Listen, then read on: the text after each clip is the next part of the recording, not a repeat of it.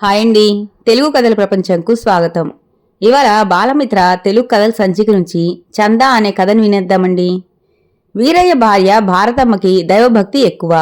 నిత్యం నోములు వ్రతాలు చేస్తూ ఉండేది. ఎవరైనా దైవకార్యం చేస్తున్నామంటే చాలు భారీగా విరాళమిస్తోంది. పాత్ర నెరిగి దానం చెయ్యాలని, లేకుంటే దాని ఫలితం మాట ఎలా ఉన్నా డబ్బు దండగా అవుతుందని అర్ధాంగికి ఎంతగానో నచ్చజెప్పి చూశాడు వీరయ్య. అయినా ఆమెలో ఆవగింజంతైనా మార్పు రాలేదు. ఒకరోజు దేవుడు పటం పట్టుకొని వచ్చి దైవదర్శనార్థం తిరుమల వెళ్తున్నానని చందా వేయమని కోరాడా వ్యక్తి. వెంటనే భారతమ్మ అతడు పట్టుకొచ్చిన పల్లెంలో 1000 రూపాయలు వేసింది. భర్త ఏదో అనబోతే తప్పు అని నోరు మూసింది. తను కష్టపడి సంపాదించిన డబ్బునిలా భార్య దుబారా చేస్తూ ఉంటే సహించలేకపోతున్నాడు వీరయ్య. చూడు భారతి, నువ్వు ఆ వ్యక్తికి 1000 రూపాయలు ఇచ్చావని బాధపడటం లేదు.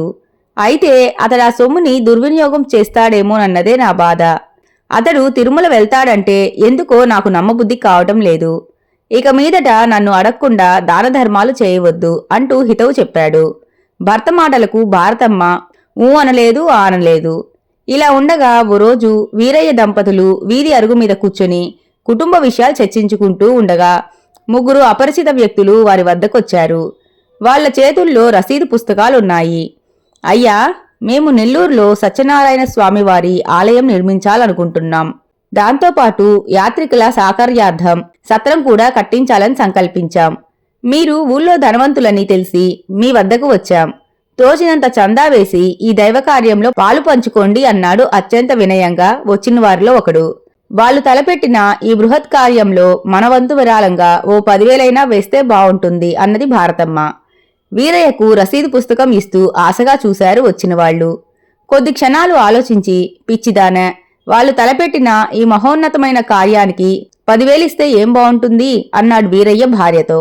భర్త తను చెప్పిన దానికంటే ఎక్కువ మొత్తంలో విరాళం ఇవ్వటానికి సిద్ధపడుతున్నాడని తెలిసి ఎంతగానో సంతోషించింది భారతమ్మ. మీరు యాత్రికుల కోసం ఎన్ని అంతస్తుల భవంతి కట్టాలనుకుంటున్నారు? వచ్చిన వాళ్ళనుద్దేశించి అడిగాడు వీరయ్య. 3 అంతస్తులు టపీమని అన్నాడు అందులో ఒకడు.